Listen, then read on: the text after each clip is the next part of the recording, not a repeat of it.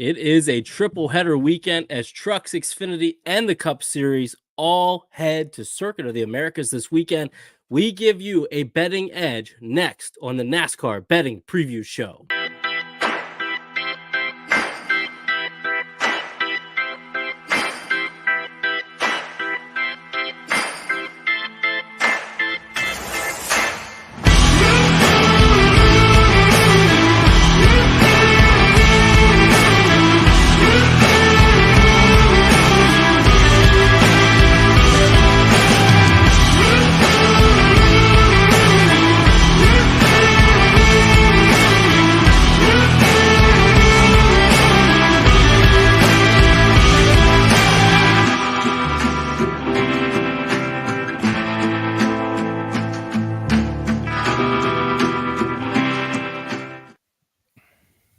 What is up, everybody? Welcome to the NASCAR Betting Preview Show. So excited for this weekend as we got Trucks, Xfinity, and the Cup Series all back on track this weekend. So it's going to be a lot of fun as cars are not only turning left, they're also turning right this week. So it's going to be a lot of fun. If you're watching on YouTube, if you're watching on X right now, streaming on multiple outlets, make sure you retweet, like, comment. If you're watching on YouTube, subscribe. Helps our friends over at In Between Media out. They're trying to get to 1,000 subscribers so we can do some more fun, interactive things there with them. And it is going to be a jam-packed show here today. We obviously have a full crew here. We got another one joining us here soon. Dale Tanhart's going to be coming on with us in just a few minutes. So it's going to be a lot of fun. Want to see a lot of your comments, questions. We'll get them up here as we can. I'm going to put a listener question or a link, I should say, out to you, whoever want to come on and interact with us, give a quick question, a comment, or bash one of the panelists up here that maybe they had a bad take. So I'll be tweeting that out on my X account and putting it in the comments here on YouTube at about 7:40 or so. Then we'll get you guys to come up here and interact with us. So, like I said, a lot happening here going into race weekend, and I'm looking forward to chatting with you all. And Phil, I'm going to start with you first. Bristol was chaotic. It was crazy. How are you doing? Are you ready to now turn left and right this week? I'm doing good.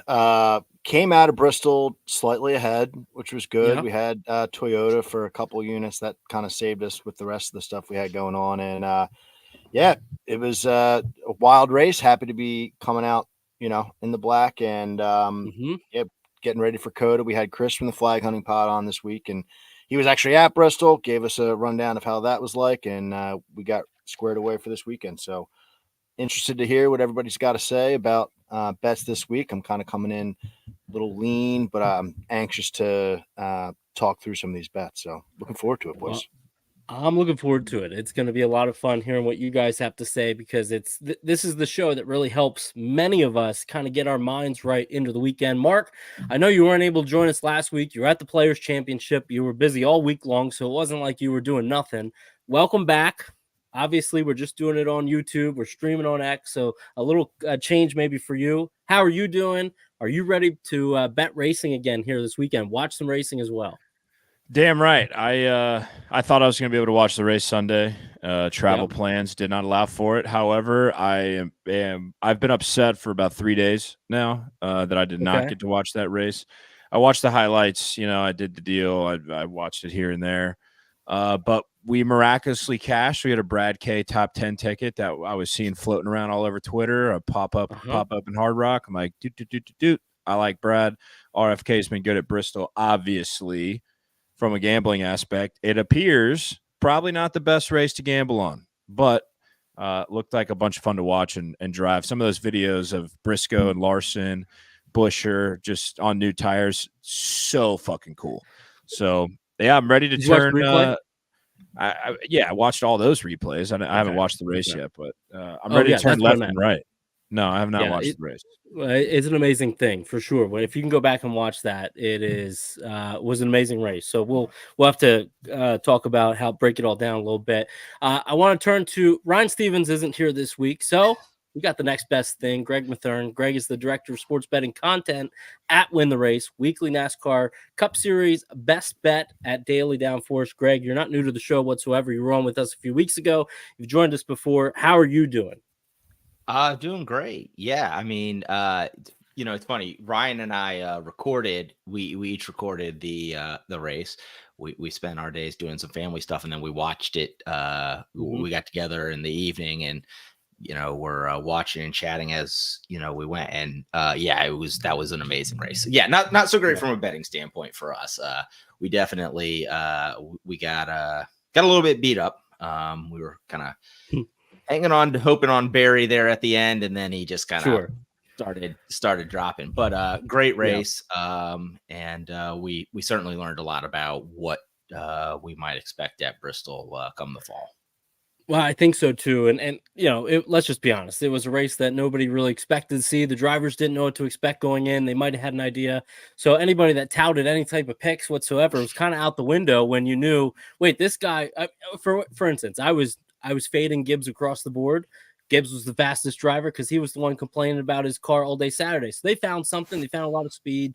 It was an interesting thing. It was fun as a fan to watch it. It was not fun as a gambler. I put that, if I could put my bias aside, it was a great race. I want to welcome on our next guest here tonight, and a guy that is joining us numerous times now, and I'm really excited to have him on. He is the host of Dale Center. You can find him streaming late nights on Kick. He puts his best bets on the Action Network and has a brand new show by the Daily Downforce. I'm going to let him share that. So, Dale, thank you so much for joining us. How are you doing? Hey, guys. Pretty good. Thank you guys so much for having me on. Great to be with a good panel of NASCAR betting experts. I'm glad I can be here to add a little bit of degeneracy to the party. Yes. Not that Skybox doesn't have some of his own as well. But no, good to be here. And to reiterate what Greg said, I got smoked. Greg kind of let it be a little on the easier side of we got a little beat up. No, I got smoked at Bristol thanks to the tire strategy that hurt us in qualifying and in the race too. But like Skybox, I had a little bit on Brad K that made my race day not too bad. It salvaged it with a top 5 and a top 10 bet. That's good. But overall, it was tough. And your announcement that you kind of teased there. Yeah, we just started a new truck podcast, the Pickup Throwdown podcast via the Daily Downforce. This is a really cool project they've had in the works for a while. And I'm joined by 2 awesome guys in Ellie Productions and Josh Lepowski, guys that love the truck series, love NASCAR, and are genuine in their content creation and their efforts.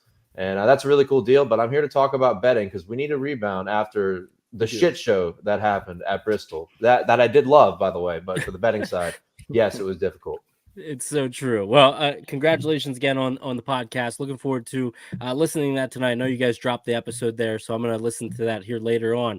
So let's do this. Like you said, Dale, let's get into some of the betting elements of the show, and let's get everybody kind of ready to go for this weekend as we look ahead to some of the betting elements here we have. So we're going to do rapid fire, and rapid fire, if you don't know, it's more of an icebreaker, but I'm going to ask the guys a bunch of questions, about 10 questions total for the duration here, and everybody's going to have an opportunity to share. And Phil, I'm going to start with you. Okay. So better finish on Sunday, Austin Cindric or AJ Allmendinger? Oh man.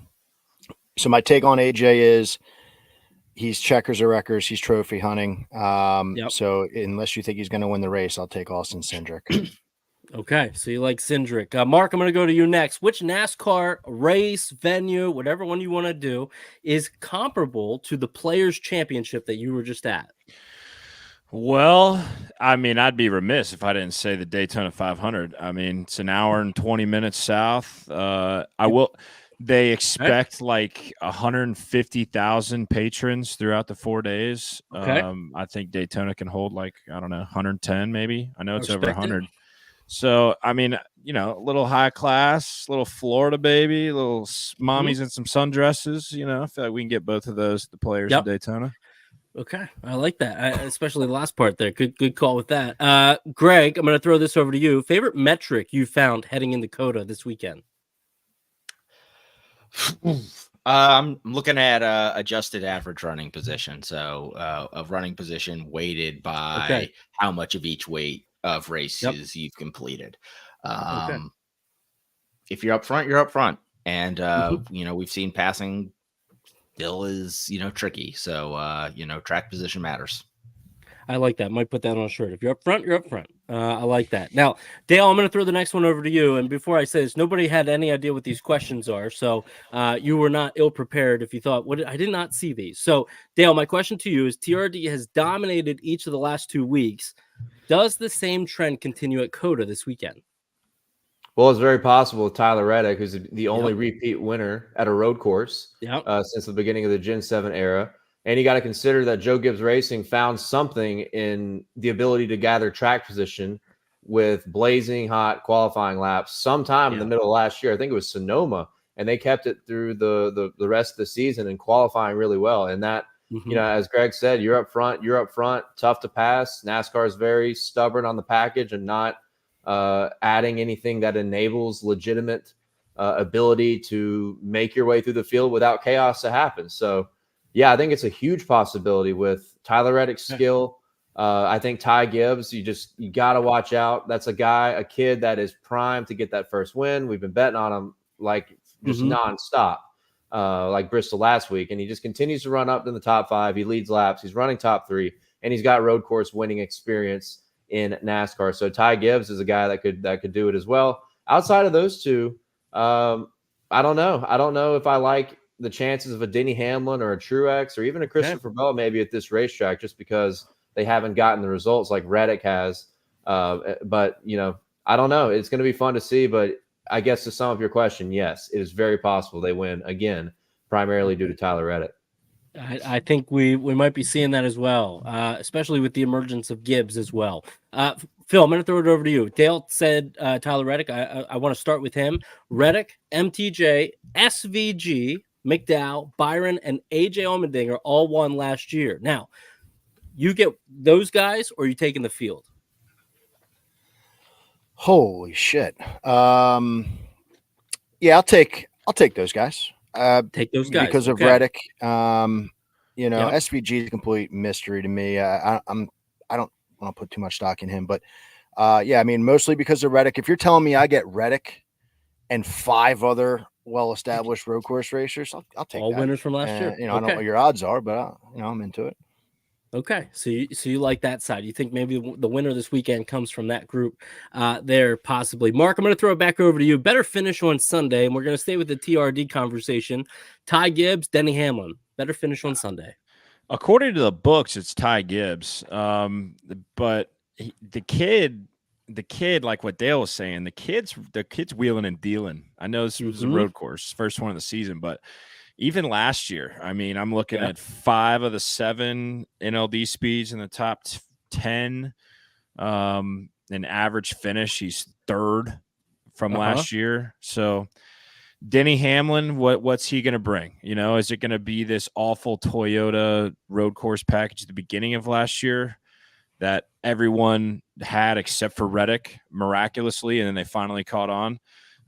But nothing really stands out as Denny Hamlin, except for a second place at Watkins Glen last year. So I'm going to take the young cat. Looked good at Sonoma. Looked good at COTA last year. I mean, kid can race.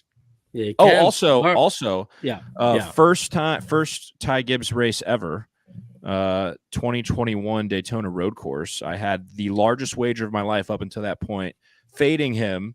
I'm like, this kid's not coming in on a road course and win it. No shot. Well, he won the race. So kid can wheel left and right. Guess what? I did the same thing. So I know what you mean there. I know. Those hurt us. We remember our losses more than we remember our wins, I feel like. All right, Greg, I'm going to throw the next one to you. Forgive me for the pronunciation here, but I'm going to try. Kamui Kobayashi is priced ahead of guys like Blaney, Logano, and Briscoe. Is he priced correctly heading into the weekend?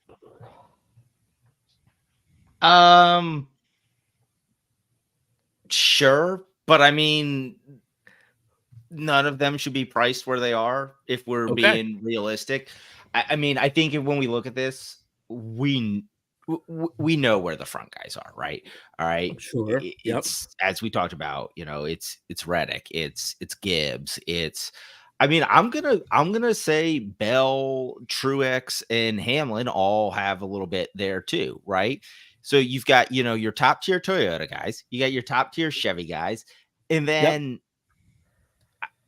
I mean, out in the Ford camp, are you scared of anyone other than McDowell and Busher? Like, I mean, really, are you? So no. I mean, I think everybody outside of those guys is pretty much priced wrong. I think, the top of the field is, we know where they are. I don't think we see a surprise winner here or anything. Yeah. So sure. I mean, are they priced right? Yeah.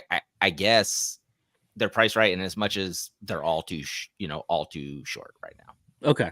All right. Well, that makes sense because he was priced ahead of them, and those were names that jumped off to me, like a little interesting to see. Okay, you're ahead of them. So I thought I'll ask you that. Dale, I'm going to throw the next one to you. Let's go to the truck series here. Is there one driver that you have your eye on the most heading into COTA? It's tough. When the Cup regulars enter these races, especially at the road courses, it feels like it ruins everything. It's like kind of the Kyle Busch effect on some of the 1.5 miles that he'll come up and dominate on. It feels like it just puts your mind in a pretzel, as Cal Naughton Jr. famously said. And that's what it does to me, because I can't ever get Kyle Busch right on those, on the ovals at a Bristol. And then we get to the road courses, and, I had Zane Smith outright in 2022, completely faded him in 2023, and he won both of them. Mm-hmm. So it's complicated, but I think Ross Chastain is going to dog walk the field. I really do. Ooh. Do I hate 2-1? Do I hate 2.5-1? Absolutely. But the deal is here that Ross Chastain doesn't have the competition from the Cup regulars that he's had last year, and the full field that we had in 2021 in the Truck Series as well, or 2022, I should say. Chastain didn't run 2022 in the trucks, but there's been more dominant Cup guys and Cup talent that has run this in the prior 3 years, and we really don't have that. Everybody's talking about Connor Zilic.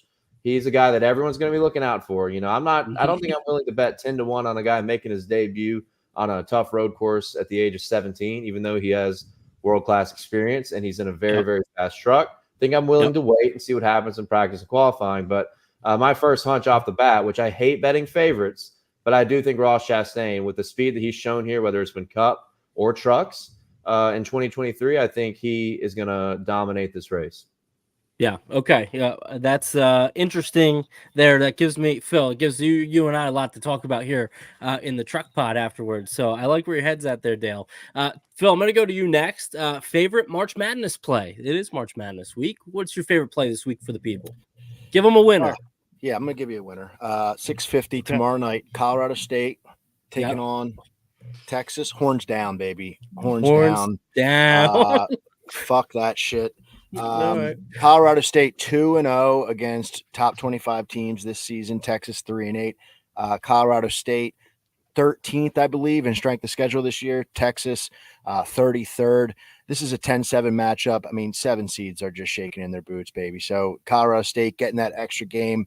I think this is going to be, you could take the plus 2.5, but they're going to win this game. Okay, somebody is going to clip that for sure. Dale was the only one. As you were looking down, Dale, we all did horns down. So everybody's going to be like, oh, Dale knew. Yeah, Texas is going to win this. Everybody's going to be like, oh, it's like the game day. The game day. Yeah, he saw it. All right, Dale, I'm just happy now. My alma mater has actually done something worth a damn. Mississippi State is in the tournament. They never do anything well outside of baseball, and I don't give a shit about college baseball or MLB baseball. So, I mean, I'm just kind of hyped that my alma mater has done something special in a sport that I kind of care about. But I like that bet. I think I might tail that Colorado State. Love it. Michigan, Mississippi State's in tough position. They're the first game tomorrow. So if you're a diehard fan, you're all in on that. And if they lose, you got the rest of the tournament where everybody's excited and amped up. So that'll be an interesting one to watch. Dale, I'm going to throw the very last question over to you. Monday morning headline will read what? Ooh,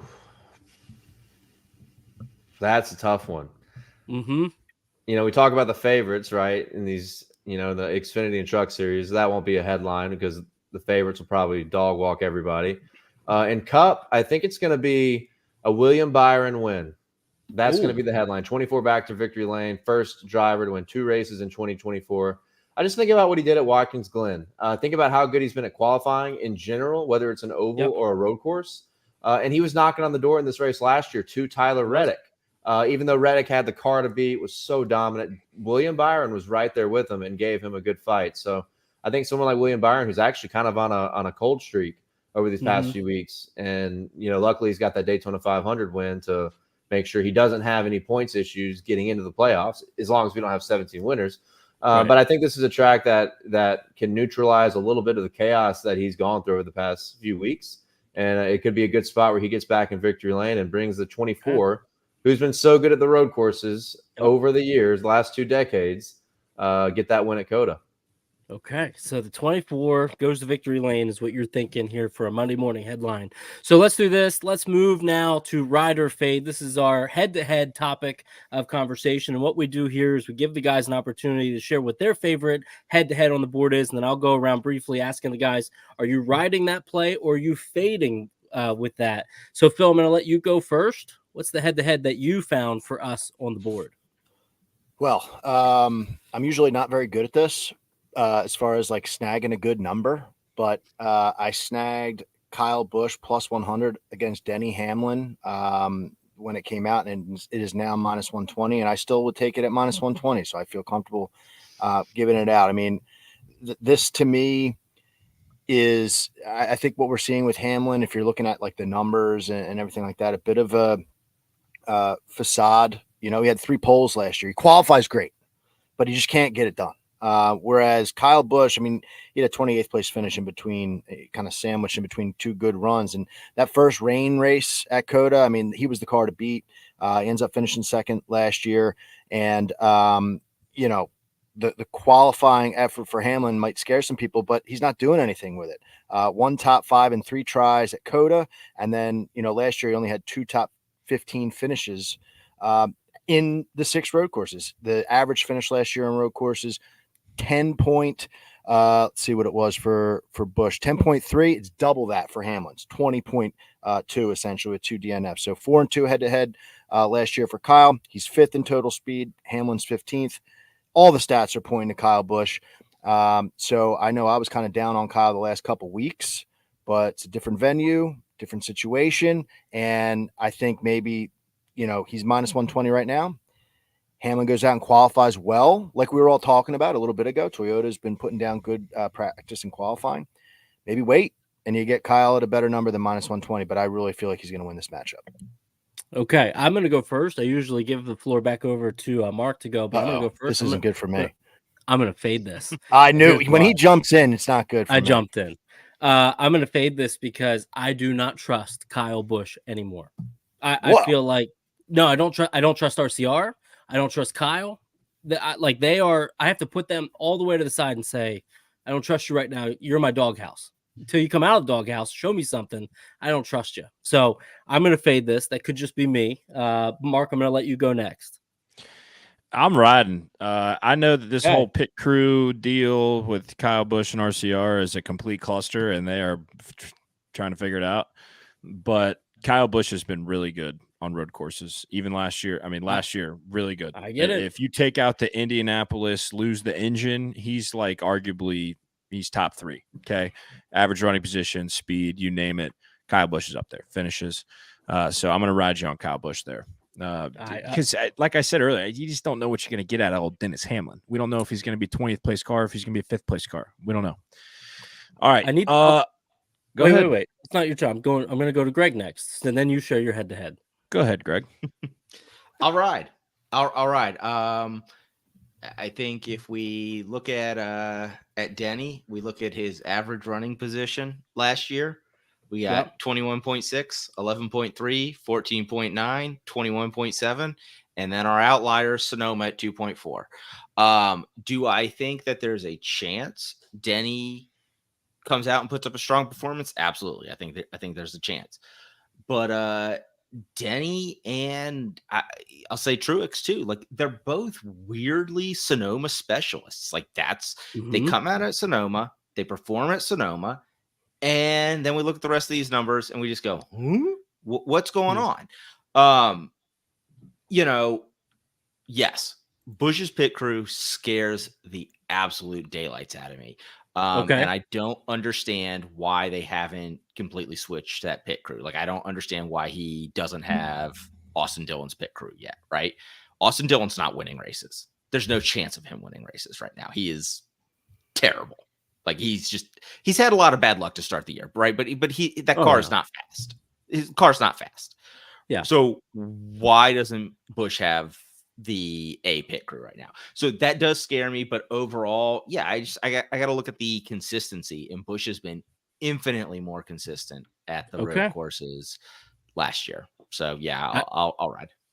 I'm gonna go back and find out where I sent Todd. I think it was Todd a text of like I think it was like 10 of the last 13 finishes. Busch has finished 20th or worse. Like if you date them back to last year, even. So Dale, are you with the boys and going with Kyle Busch, or you joining my side? You and I gotta ride this together. I think I'm gonna go with Kyle Busch actually.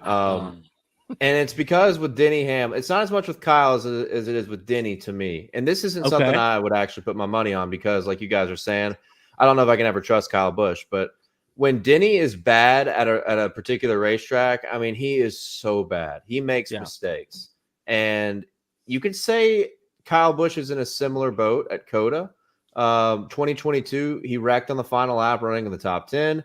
And he did get a top 10 in 2021. But 2023, he pit with like 5 to go and was running like 25th. And then the caution came out for debris. And then everybody else pit. And that's how he ended up with the lead running up in the top 5. So I think it's a little skewed there. Regardless, Denny, like what Greg said, I totally agree with the Sonoma deal. It seems like, especially a lot of the older guys, they're good at Sonoma. The road course has been on the schedule forever.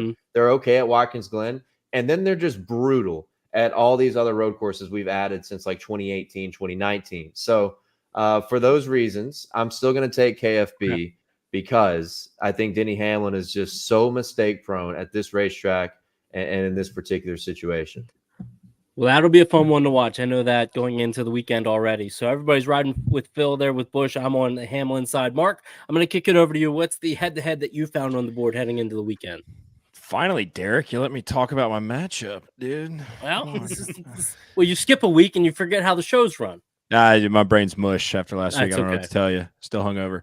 We're going Ross Chastain minus 115 against AJ Allmendinger. I, like Phil said, not very good at this whole line movement thing, apparently. So I took Ross Chastain at minus 130. And then right before the show, I always like to check my numbers, see if they've moved. I hit it again at minus 115. So I'm going to claim the 115. It's available right now on Caesars. Ross Chastain over AJ Allmendinger. And usually I'm the guy. I'm preaching dinger, ringer, AJ, average running position. He got caught up here. I'm making excuses for him. He lost power steering at Sonoma, yada, yada. That's me. That's usually me, but not this week. Okay. Ross Chastain at COTA is unbelievable. All right. If you let's look at this as a helicopter view, right? Let's put our classroom goggles on. I'm up here at dry clean school. All right. If you remember anything from COTA the last 2 years, both Trackhouse cars have been incredibly fast, not just Chastain. So Ross won in 22, albeit a little bit of a bumper to Mr. AJ. But he ran inside the top 10 all day in 23, finished 4th, I think, or 3rd, whatever it was. Suarez led a bunch of laps in stage 1, got flipped by the stage. And just never recovered. I think he had a tire down, whatever. On the flip side, this 16 colleague car that is SVG is running but is prepared by Trackhouse has been ass. So you might as well just take that 16 assness and put it on the 13. Okay. Colleague has been nothing but shit this year. I mean, absolutely, no matter who the driver is, doesn't matter. They've been terrible. I don't know what's going on. They grew too fast, whatever the excuse is. Just think about how shitty the 16, that's what AJ's getting. That's just my opinion. I understand that AJ's had great runs the last couple of years. They've been a pile of dog shit. Now, the Trackhouse guys, I assume they have the same guys prepping. At least they have the same notebook. They've got the stuff that they've made this car fast 2 years in a row to do it a third time. And I fully embrace, and I expect that to happen. So if we look at the last 2 Gen 7 races at COTA, Ross actually has better stats and some key stats than AJ does. Like average running position, Ross 6.45, AJ 10th. Average finish, which obviously can go either way. We know what happened with AJ and Ross at the end of 22. But Ross's average finish is 2.5. AJ is 33.5. I understand, wrecks happen, yada, yada. NLD speed from Highline, Ross is 3rd, AJ is 9th.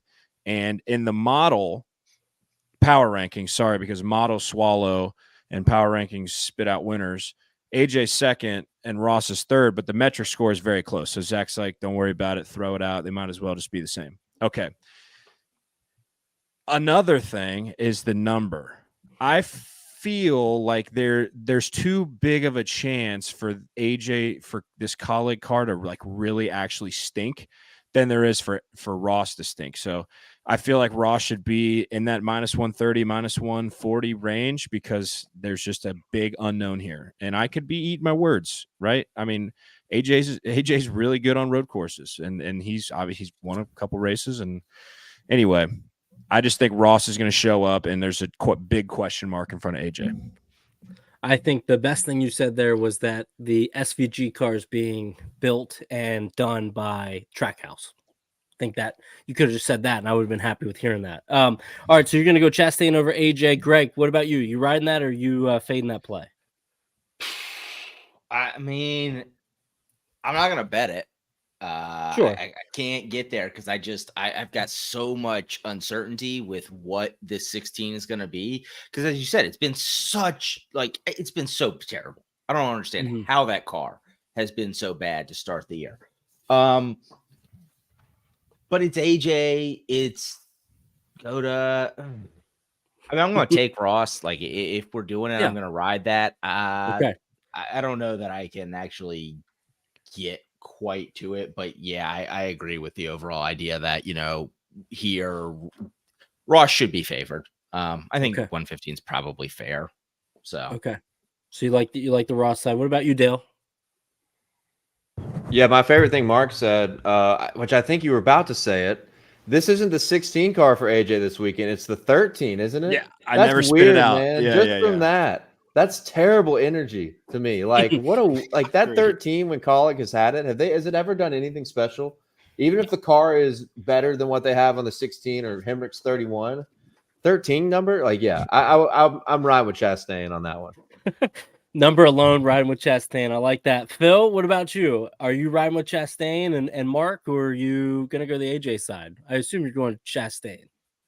Yeah, I mean, first of all, the number. I mean, it's like when your favorite player like switches teams and he's got to wear something different. I was going to use the 45 for Jordan, but then we're putting AJ in Jordan's category. Can't do that. We like that. But it's still awkward to see it. No, I mean, I'm going to go Ross, and it's because of kind of like what we were saying. I'll just say two quick things, right? We mentioned how he was in the race against Ross in 2022, and AJ gets bumped out of the way and finishes outside the top 30. Like, that's what he does. He's fourth in driver rating all last year on road courses. He's not even in the top 10 in average finish. Why? It's because that's what AJ does. He races really well and struggles to get to finishes. So Ross has proven his average finish is like 3.0 at this track. I'll roll with Ross here. Yeah, I think anytime you can go back to the place where you got your first win, I think that always speaks volumes about a guy coming back. Greg, I'm going to throw it over to you. What was the head-to-head that you found on the board that you feel like you have a betting edge with this week? So I'm going to take Alex Bowman -115 over Austin Cindric. I like that. Bowman's really good here. Like, really good here. Yeah. He's been up front both years. I think when we look at Cindric's on the decline.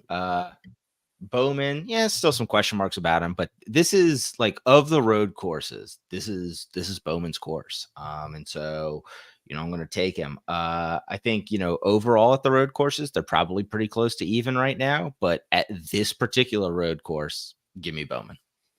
Okay, give you Bowman. I like that. I'm going to ride with that as well. Dale, how about you? What side do you like on that? Bowman or Cindric?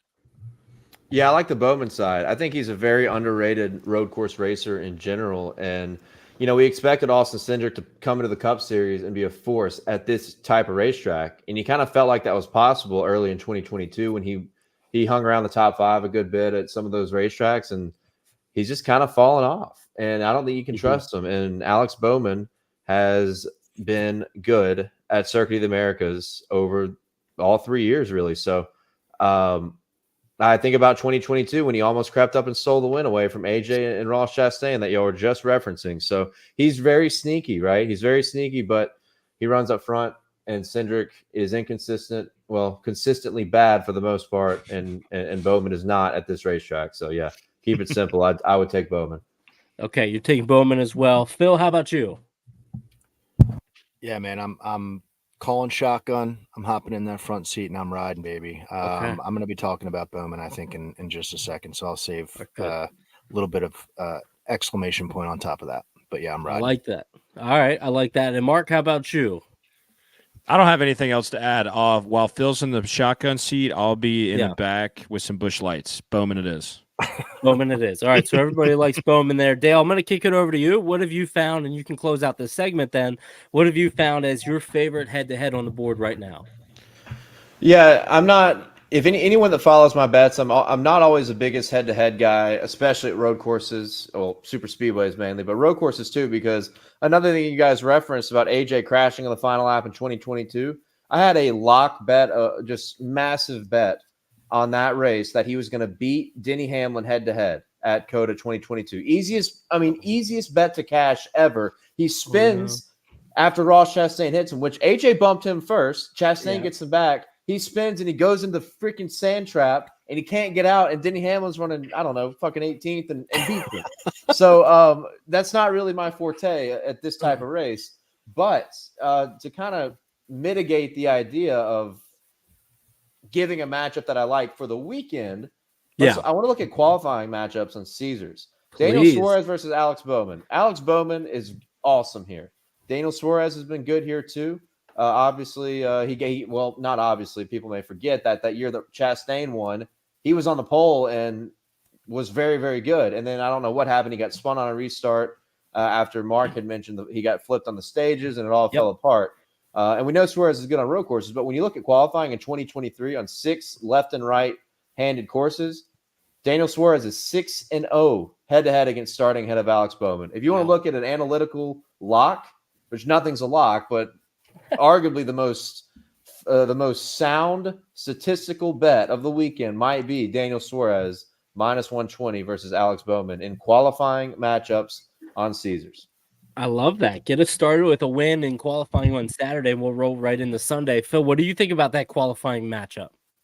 I like it because I on the pod last night with Chris, we were talking about Chastain versus Suarez, and we talked about his qualifying prowess. And I was like, yeah, but he hasn't been getting the finishes here at COTA. He's like 7.0 average starting position at this track. You just heard those numbers. If you want to bet Suarez this weekend and feel confident about it, that's the bet, man. So I'm going to ride, and I'm probably going to put that in right now. I like that. Yeah, I do. Mark, go ahead. All right, you got it in as well. I don't think you can read that, but I also pulled up Caesars and also placed that. All I needed to hear was 6-0. Yeah, man. That was it. That's all I needed to hear. It. That was it. I'm in. All right, you're in. Greg? I'm riding. Absolutely. I have historically stayed away from these qualifying head-to-heads. There's just a lot of volatility.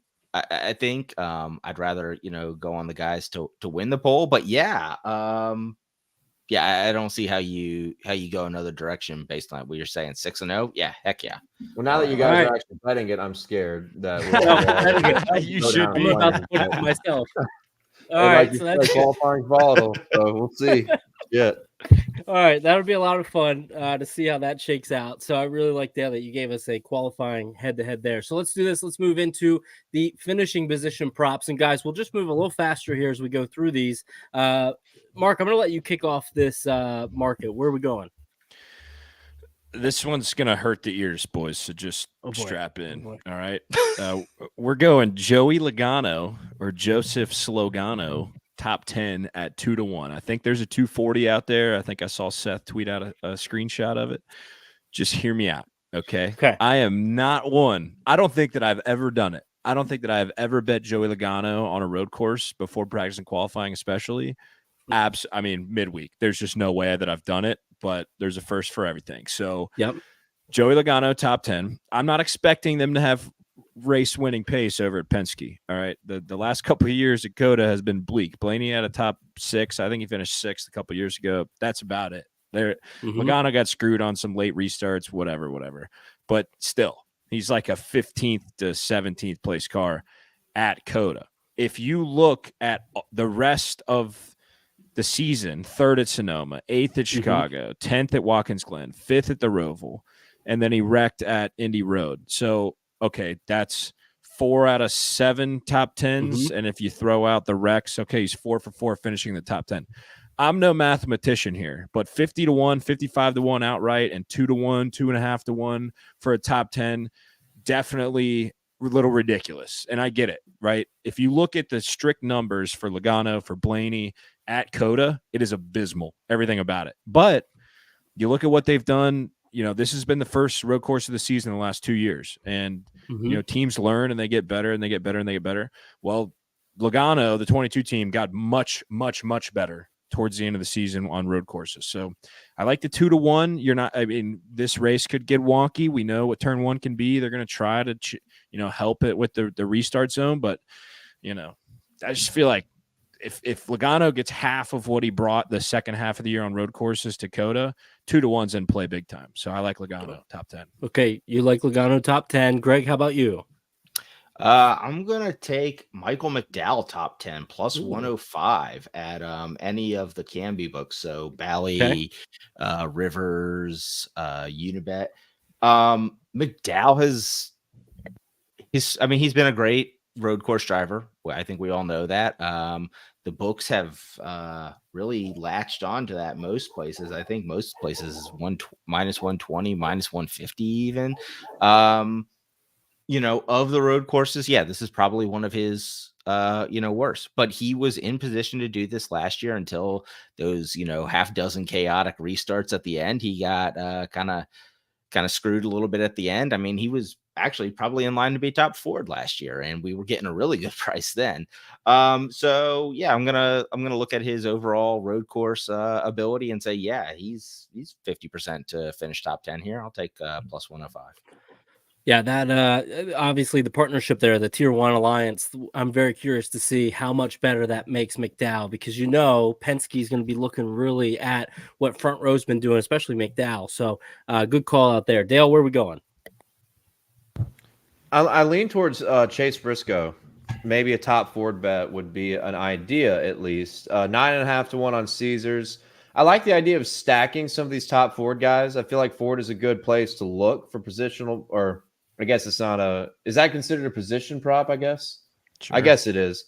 I'm just talking prop. Ford, I think, is a good place to start with Chase Briscoe being 9.5-1 because, as somebody said earlier, can't remember, are we scared of anybody in the Ford camp that's dominant enough to win this particular prop? I don't know. Michael McDowell is great, and like you guys are talking about with the Tier 1 Alliance with the Ford program. But Michael McDowell's been far from perfect, even this year with really good equipment, or at least a really good equipment upgrade. Yeah, he's a great road course racer, but 3-1 is not something I would bet. Chris Buescher's been pretty good too, but not perfectly consistent. We know what Austin Cindric's been. We know Blaney and Logano haven't been super consistent. Chase Briscoe has been pretty good here, regardless of what the finishing position will tell you. In 2022, he was a guy that was battling for the win in that crazy race with Reddick and Chastain. Until he ran off in one of the chicanes and fell all the way to the back. And in his other 2 starts, he's finished up in the top 15 and one top 10. So I think Chase Briscoe's a sneaky guy. And just to add on, a 50-1 outright or plus money top 10, if you want to go with a specific position prop. I kind of got lost until I looked at the thing on the right, the rundown, where it says position prop. But we're going to throw it in there anyway. So Chase Briscoe could be a guy that could be worth several different props this weekend in my mind. Yeah, I think you can throw anything you want in there, Dale. We got a question here from Jake, just so you know, Dale. You streaming after this? You're going to be live on Kick? Yes, I am. Okay, there we go. All right, Jake, so there you go. Go watch Dale. I will say this, Dale, you've kept me entertained while I'm working late at night, so I know we've interacted. You have a large following that comes on and does a lot of stuff with you as you watch the race. We're going to get our number 1 victory photo in here in just a minute when we get to the victory lane props, so don't think I forgot that one. Phil, how about you? I'm going to throw it over to you first. Yeah, I'll go with somebody we touched on a second ago. We talked about him a little bit now, but it's Alex Bowman for a top 10. It's plus 135 on Bet Rivers.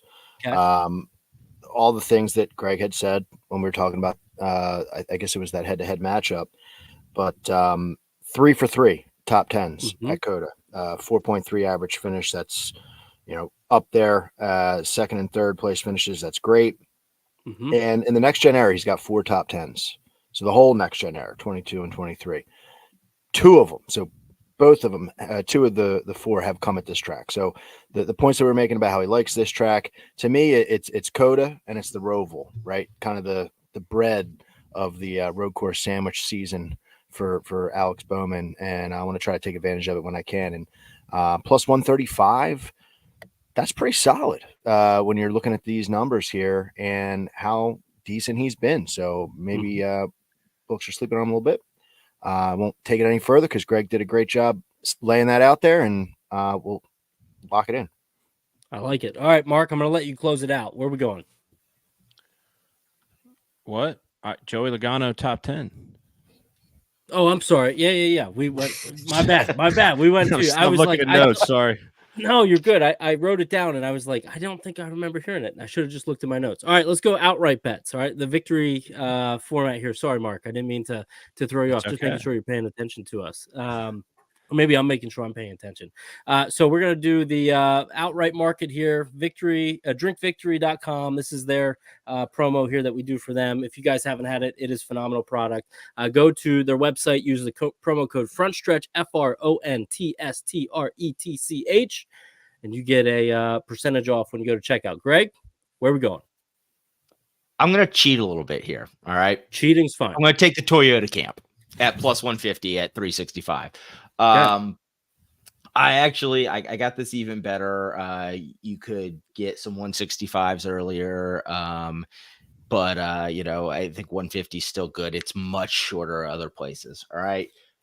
You're getting obviously the, overall favorite in Reddick, who's as short as 4-1 some places, right? So, I mean, you're basically at that point, anything you're adding is value. But so you're getting Reddick at 4-1. You're getting Gibbs, who I think we've all kind of talked about, like dude's primed for a breakout. And I've bet against Gibbs on the year, right? Like against him winning. But if he does win, I'm not going to be shocked at all. Like the kid's been, great. So particularly on the road courses. Yeah. You're also going to get Bell, who I think is, in a position to be very strong here. And, like I said earlier, I've been a little bit down on Denny and Truex at COTA in particular. I think they're kind of Sonoma guys, but you never know. Like they do have the ability to do it, right? So you can give me those 5 guys at plus 150. I'm not really worried about the Ford camp, as I said. So it's them and the Toyotas when we're looking at, Colleague being down. So there's AJ kind of out of the picture. Yeah, 150 I like as a value for that group. Okay, so you like TRD there. 1 plus 150. Make sure you shop around because I'm curious to know if that's the best number as well. You said that it is, and it's the best I could find right now. Like I said, 165 was available earlier this week. Yep. But again, they've been those props, like those manufacturer winners, have been bouncing all over the place. People have been hitting all sides of that, and it's been flying around. That's exactly why I said that. So make sure you look around for that. Good call out there, Dale. How about you? Where we going?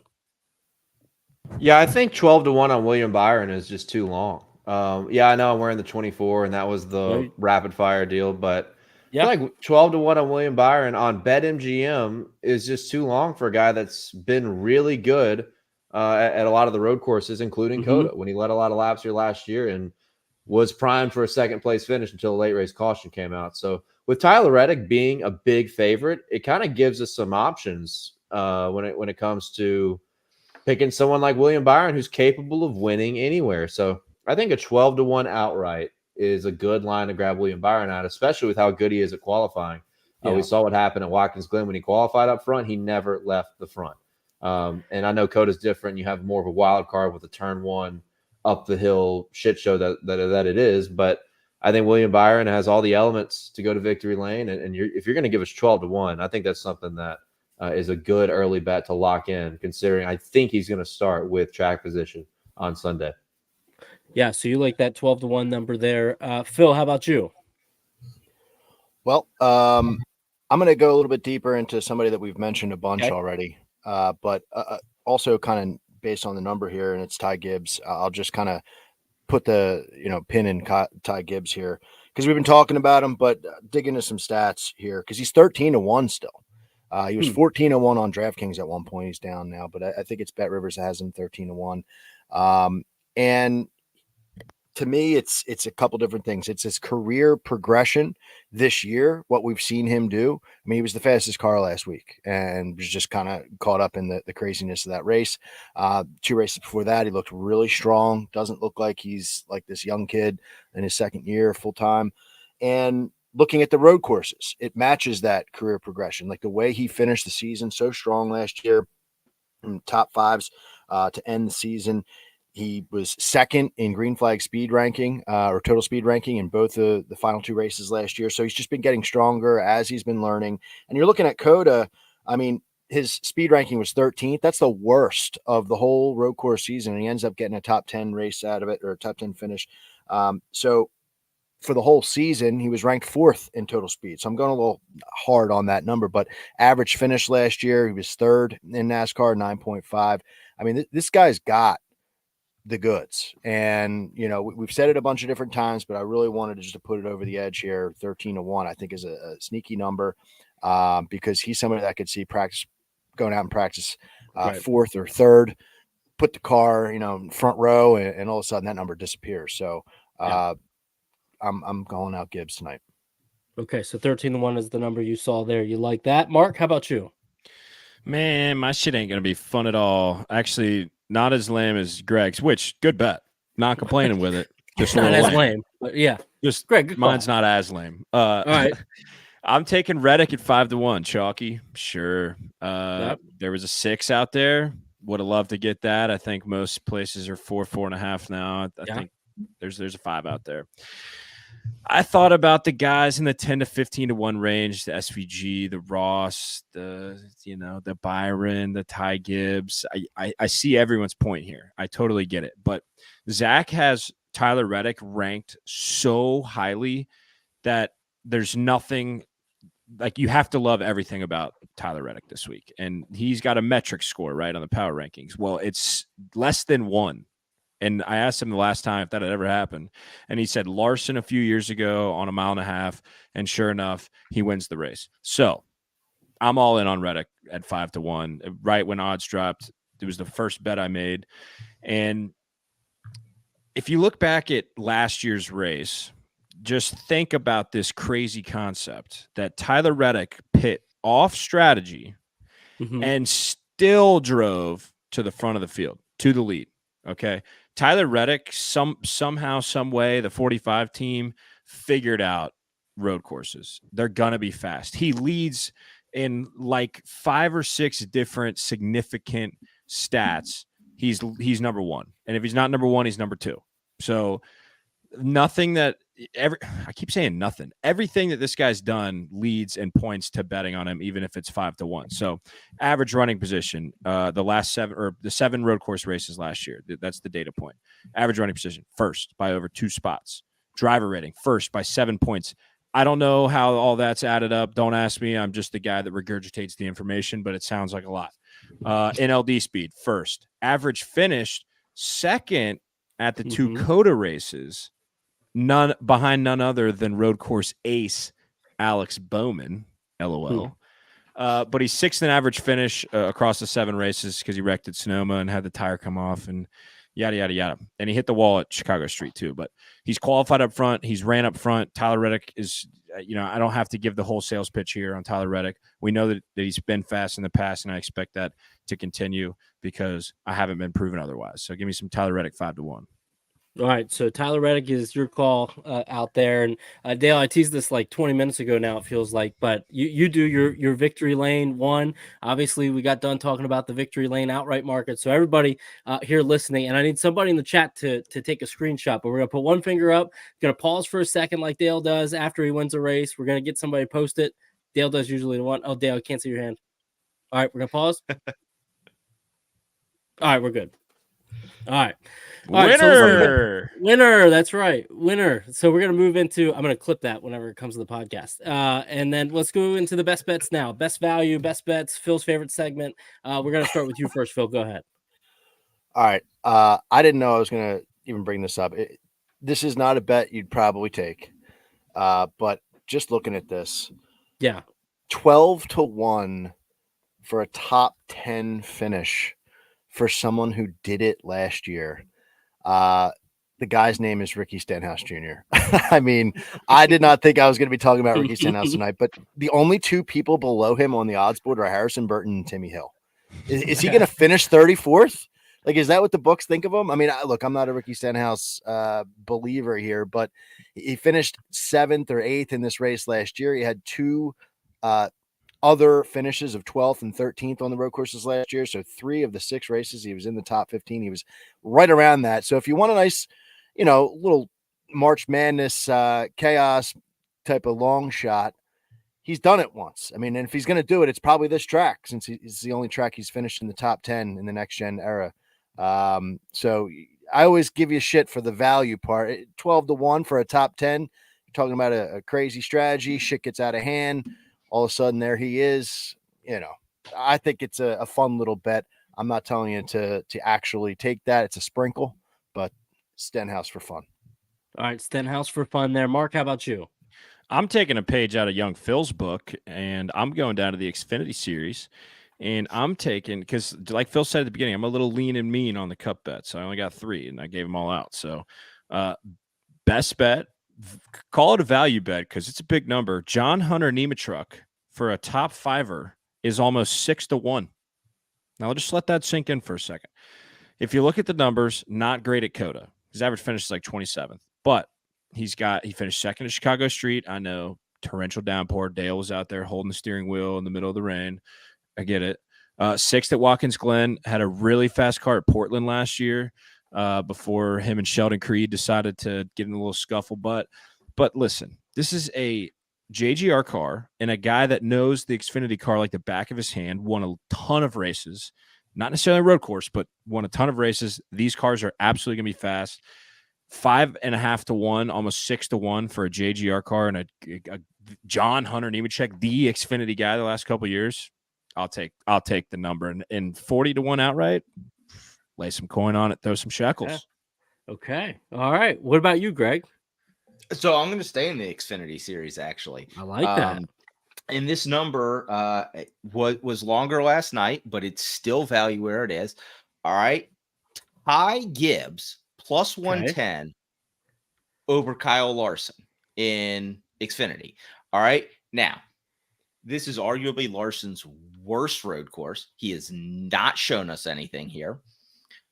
And 2, all right, just point of reference, that exact same matchup in the Cup Series is minus 130 for Ty.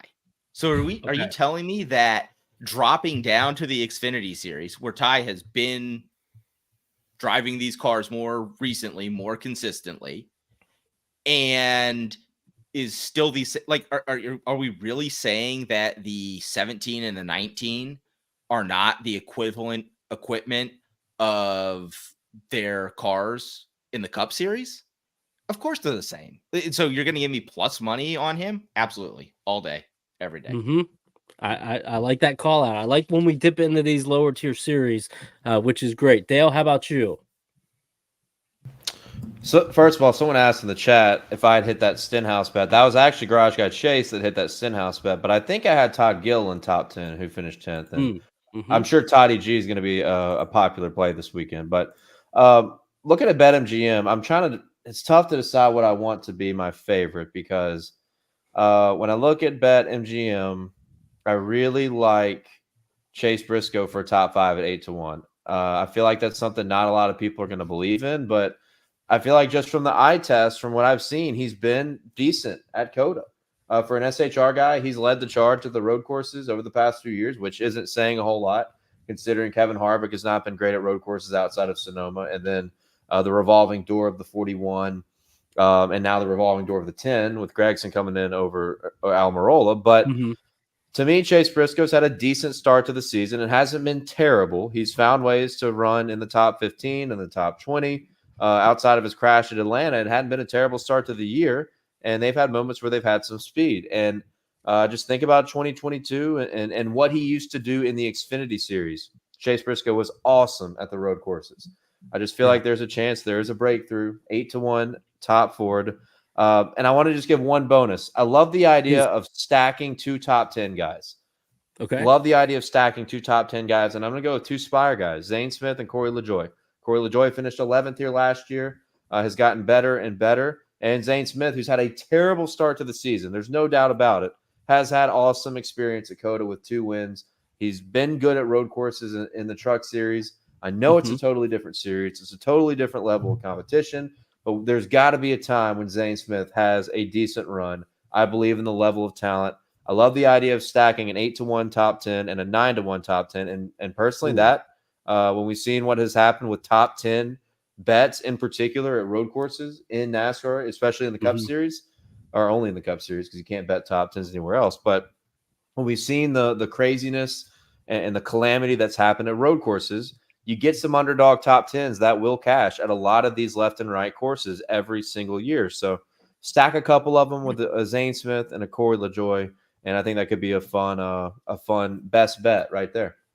Well, that could be a fun one to watch for sure. So I appreciate you calling out even that bonus bet with that. So top of the hour here, we talked about in the DK features, we talked about some of these head-to-heads. Again, this is something that we're tracking year long. And I had these teed up for the guys, and we talked about these. Hamlin versus Busch, which we touched on. Bowman versus Cindric, which we touched on. The only one we didn't touch on, and I just want to go around real quick, is Elliott and Byron. I'm going to go Elliott. I think Elliott has a good weekend. I know Dale said he liked Byron. Phil, where are you going with that matchup, Elliott or Byron this week? Just straight up head-to-head. Yeah, Chase, I'm willing to take an L against Chase to allow him to prove it so that he's got it. So I'm going to ride with Byron because of the numbers that we've seen. Okay. And I'm going Busch over Hamlin and Bowman over Cindric. Yep. And how about you, Mark? I don't think Chase Elliott has been as bad as everyone thinks. All right. He's got. So you going with him? No, I'm going with Byron. Sorry. I'll keep it short.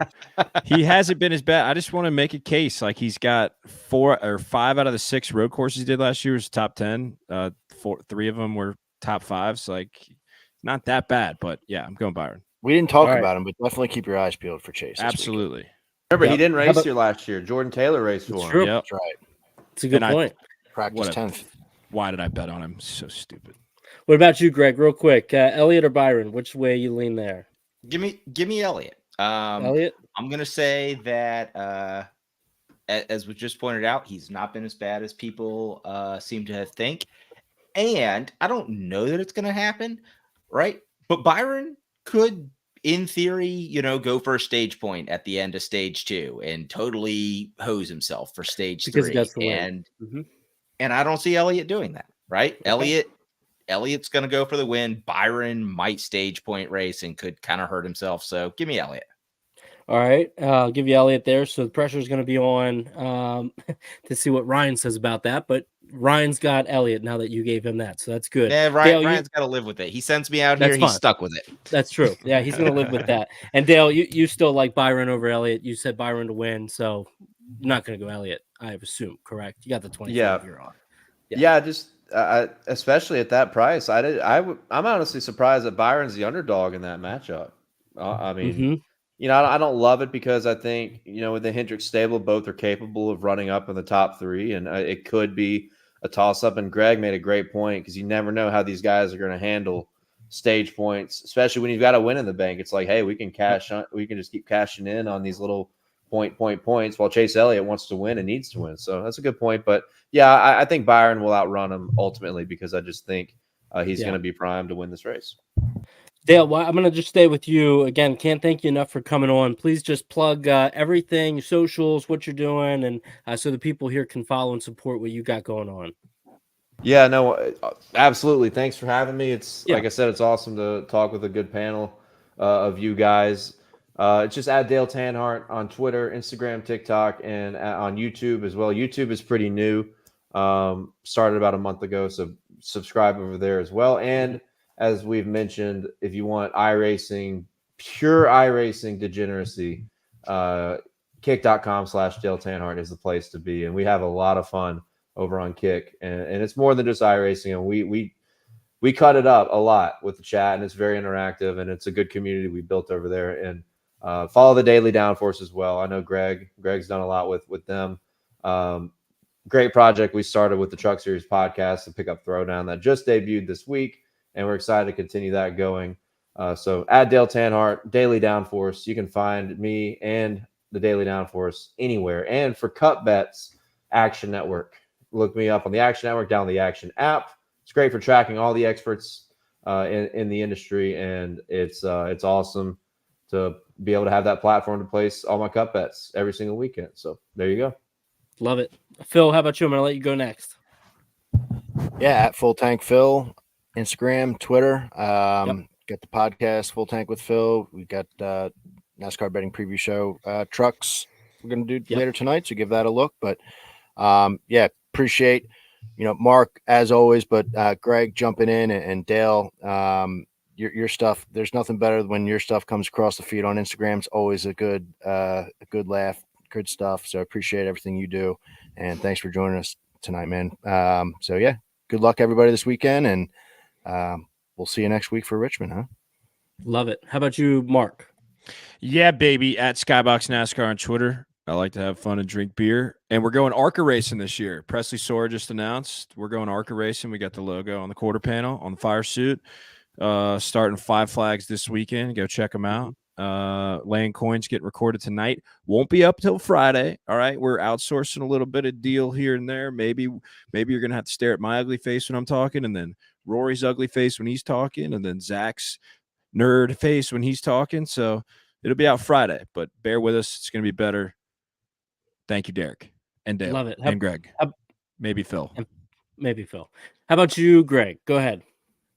Yeah, so at wintherace.info, we've got all sorts of sports betting stuff for you. We've got a sim that you can check out and kind of see where we think some fair value is. We've also got Ryan's kick-ass daily fantasy projections. We are continuing to tear up the cash game on those, making money on those, and and then I'm G Mathern 84 on Twitter.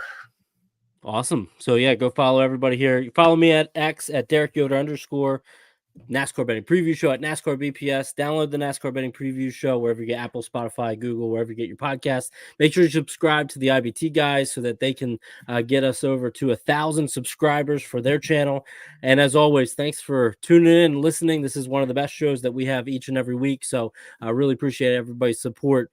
For myself and everybody here, have a good weekend. Enjoy COTA, and we'll see you next week for Richmond.